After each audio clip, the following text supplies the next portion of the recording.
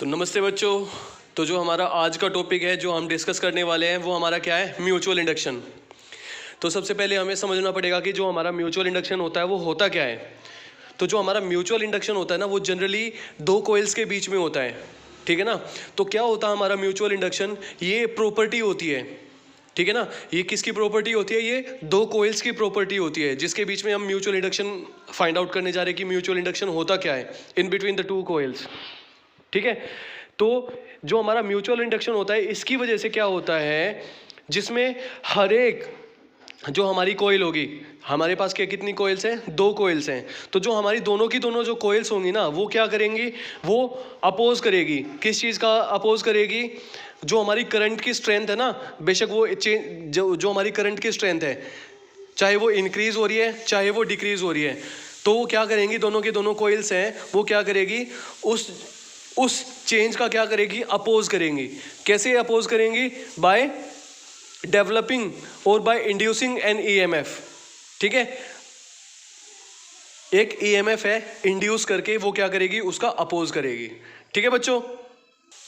तो बच्चों ये क्या है, ये इसकी डेफिनेशन है कि जो हमारा म्यूचुअल इंडक्शन होता है ना, तो म्यूचुअल इंडक्शन होता है, ये प्रॉपर्टी होती है किसकी होती है, ये टू कोइल्स की प्रॉपर्टी होती है, जिसके साथ वो दोनों की दोनों जो हमारी कोइल्स होंगी ना, वो क्या करेंगी, वो अपोज करेगी। किस चीज़ का अपोज करेगी, जो हमारी करंट की स्ट्रेंथ में जो चेंज होगा ना, उसका अपोज करेगी। कैसे करेगी, एक ईएमएफ, एक इंड्यूस्ड ईएमएफ की वजह से, इंड्यूस ईएमएफ डेवलप करके वो क्या करेंगी, वो उसका अपोज करेगी। तो हमने सपोज कर लिया कि हमारे पास क्या है, हमारे पास है ना टू कोइल्स हैं। तो हमने सपोज कर लिया कि हमारी क्या है, ये हमारी फर्स्ट कोइल है, ठीक है बच्चों। तो ये हमारी क्या है, ये हमारी फर्स्ट कोइल है। तो जो हमारी ये कोइल है, इसमें हमने क्या लगाया हुआ है, इसमें हमने ना एक सेल लगाया हुआ है, ठीक है। ये हमने क्या लगाया हुआ है, ये हमने एक सेल लगाया हुआ है, और ये हमारी क्या है, ये हमारी एक की है, ठीक है ना। ये क्या हमारी की है, ठीक है बच्चों। तो और हमने क्या किया हुआ है, हमने यहाँ पे ना एक दूसरी कोइल रखी हुई है, ठीक है। तो ये क्या हो जाएगी हमारी, ये हमारी सेकंड कोइल है, ठीक है। और यहाँ पे हमने क्या लगाया हुआ है, यहाँ पे हमने ना एक गैल्वेनोमीटर लगाया हुआ है, ठीक है। तो ये क्या हमारा, ये हमारा एक गैल्वेनोमीटर है, ठीक है बच्चों। तो क्या होगा जब हम इस की को प्रेस करेंगे। अब हमें पता है कि जो हमारा इंडक्टर होता है, इसमें क्या होता है, जब इसमें से करंट है वो पास होगा तो क्या होगा, इसमें एक मैग्नेटिक फील्ड है वो जनरेट हो जाएगा, ठीक है ना।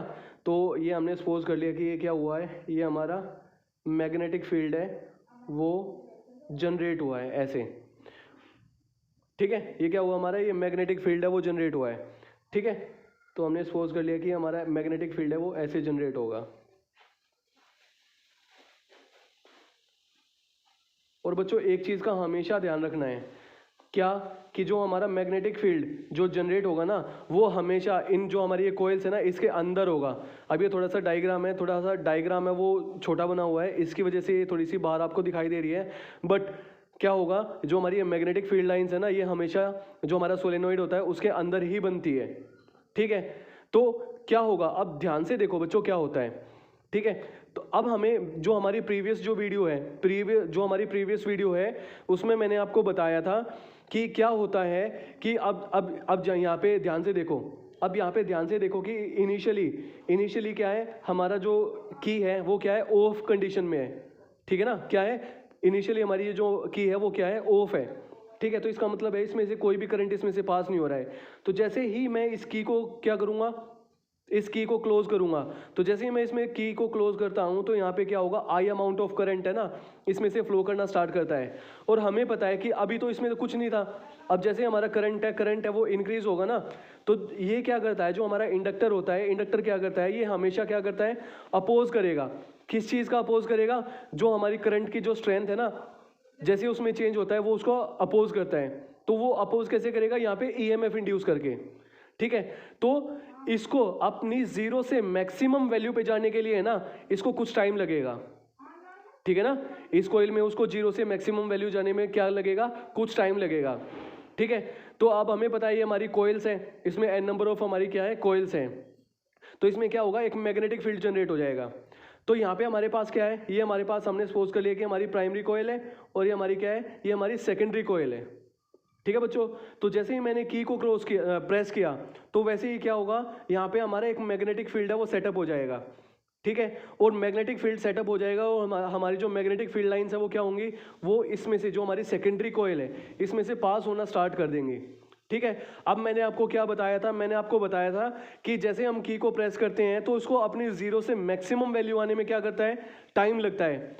और जैसे ही उसको करंट को अपनी जीरो टू मैक्सिमम वैल्यू में आने में टाइम लगेगा, वैसे वैसे जो हमारा मैग्नेटिक फील्ड है ना, वो भी हमारा जीरो से मैक्सिमम आने में उसको टाइम लगता है, थोड़ा सा टाइम लगता है। तो जो हमारा टाइम इंटरवल है जब वो जीरो से मैक्सिमम वैल्यू पे जाएगा, उस टाइम ड्यूरेशन में क्या होगा, इसका जो फ्लक्स है ना वो क्या होगा, वो रेगुलरली क्या होगा, चेंज होगा। अब हमें पता है कि जब इसका जो फ्लक्स है वो चेंज होगा, तो जैसे जैसे इसका फ्लक्स चेंज होगा वैसे वैसे क्या होगा, यहाँ पे भी क्या होगा, क्या होगा, यहाँ पे एक ईएमएफ है वो इंड्यूस हो जाएगी। और वो जो ईएमएफ है जो यहाँ पे इंड्यूस होगी वो क्या करेगी, वो उसकी डायरेक्शन क्या होगी, वो हमेशा इसकी अपोजिट डायरेक्शन में होगी। अब यहाँ पे ध्यान से देखो कि जो यहाँ पे हमारा जो करंट सेटअप हुआ है वो इस डायरेक्शन में हुआ है, ठीक है ना। तो जो हमारा करंट है वो यहाँ पे ऐसे क्लॉकवाइज डायरेक्शन में जाएगा, तो क्लॉकवाइज डायरेक्शन में जाएगा तो इसका मतलब क्या होगा, क्लॉकवाइज डायरेक्शन में अगर हमारा करंट है ना वो क्लॉकवाइज डायरेक्शन में फ्लो करता है तो उसकी वजह से जो हमारा मैग्नेटिक फील्ड जनरेट होगा ना वो साउथ पोलैरिटी गेन करेगा। ठीक है, क्या करेगा, वो साउथ पोलैरिटी गेन करेगा। तो इसको भी साउथ पोलैरिटी गेन करनी चाहिए। ये अगर ये साउथ पोल है तो ये भी तो साउथ पोल होगा ना, तभी तो ये इसका अपोज कर सकता है। ठीक है, तो ये भी क्या होगा, इसमें एक ईएमएफ है वो इंड्यूस हो जाएगी। ठीक है, तो वो ईएमएफ है वो क्या करेगी, वो हमेशा क्या करेगी, इसका अपोज करेगी। किसका अपोज करेगी, जिसकी वजह से वो ईएमएफ इंड्यूस हुई है ना उसका अपोज करेगी। ठीक है बच्चों, तो ये हमारा हो गया। ठीक है, तो जब हमने की को क्लोज किया है, ये हमारी तब की सिचुएशन है। तो जब हम अपनी की को ओपन कर देंगे तो क्या होगा, अब हमें पता है, अब वो ऑलरेडी उसने मैक्सिमम वैल्यू गेन की हुई है, अब वो क्या करेगा, अपनी मैक्सिमम टू मिनिमम वैल्यू पे जाएगा। क्या करेगा, वो मैक्सिमम से लेके मिनिमम वैल्यू पे जाएगा। तो अब मैंने आपको बताया था कि जैसे ही अपनी ये मैक्सिमम टू मिनिमम वैल्यू पे जाएगा तो मैक्सिमम टू मिनिमम आने में इसको भी क्या करेगा, वो थोड़ा सा टाइम लेगा। क्यों लेगा, क्योंकि जो हमारी प्रॉपर्टी होती है इंडक्शन की, उसकी वजह से क्या होगा, ये जो हमारी करंट की स्ट्रेंथ होती है उसका जो चेंज होगा, ये क्या करेगा, जो हमारी इंडक्टर कोइल होती है ना, ये क्या करती है, ये उसका अपोज करती है। तो वो उसका अपोज कैसे करेगी, वो उसका अपोज कैसे करेगी, वो करंट की वैल्यू को इंक्रीज करने की कोशिश करेगी। कैसे कोशिश करेगी, वो एक ईएमएफ इंड्यूस करेगी। किस डायरेक्शन में करेगी, जिस डायरेक्शन में हमारा करंट है ना उस डायरेक्शन में वो क्या करेगी, एक ईएमएफ इंड्यूस करेगी।